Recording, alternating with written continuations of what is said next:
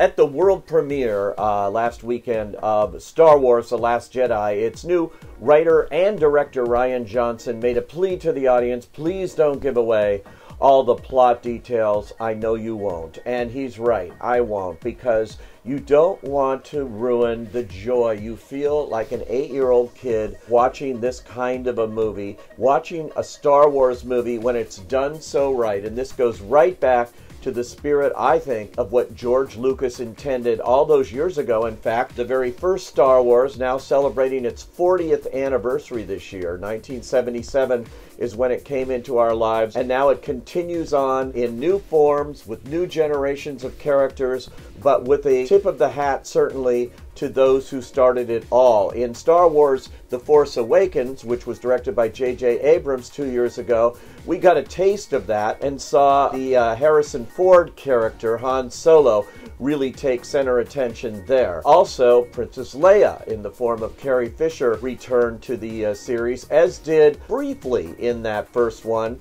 Luke Skywalker, played again by Mark Hamill. The ending of Force Awakens had a lot of surprises, particularly with a new villain, Kylo Ren, played by Adam Driver, and his conflict with his father, who happened to be Han Solo, his mother, Princess Leia. He truly was going to the dark side at the end, as you know what happened in that movie. And Luke Skywalker was off on an island as a new character. Rey, played wonderfully by Daisy Ridley, was in search of him to learn all of the tricks of the trade of the Jedi. She is an aspiring Jedi, to be sure. That's where it left off, and that's pretty much where it takes up again here as Rey continues her quest, having piloted the Millennium Falcon to this remote island to get to Luke Skywalker and awaken his spirit once again. I've seen this raw strength only once before. It didn't scare me enough then. It does now. Mark Hamill has his best outing ever in a Star Wars movie in this one. It really is a great character, and it's given great dimension here by Rian Johnson, who actually is the first director to also have written a script for a Star Wars movie since George Lucas did it all those 40 years ago. There are so many characters, new characters here, ones that we saw in The Force Awakens that return. Of course, Princess Leia, who is piloting the Resistance, but it's running out of gas, and it's the First Order is running after them under these awful, evil villains, including Snoke, who is played here by Andy Serkis, and you see him all be flesh and blood. I don't know if flesh is the right word to describe what Snoke looks like.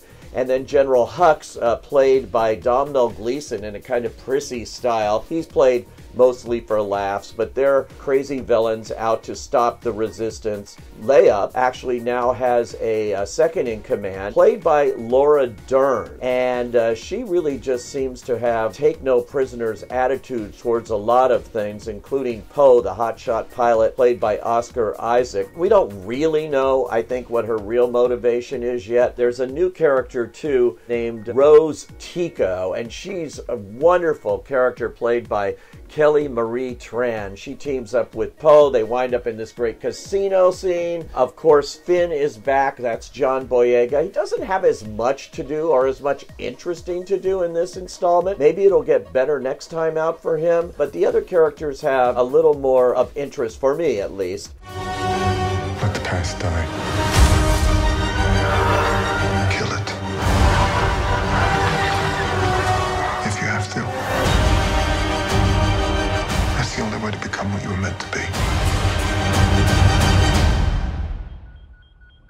This is the longest Star Wars movie ever, and it does drag a little bit, but that's okay. It has way too many endings. It looked like Rian Johnson just wanted to keep going and going and going. He had to stop somewhere, but I thought it was going to end about 5 times before it actually did. That's the fun thing here, though. There's a lot of the familiar tropes of this series that'll keep you engaged. Of course, John Williams' wonderful score. This is his 8th time around scoring Star Wars, and it's always fresh. So great to have that stirring music, which is as important a part of this movie as anything, no question about it. There are a lot of the great old characters that we love who have their moments here, including C-3PO, in the form of Anthony Daniels, of course Chewbacca, who has a great scene with the new cute little creatures, the porgs. There's so much, folks, I can't tell you about it, but wait till you see the lightsaber battle at the end of this movie.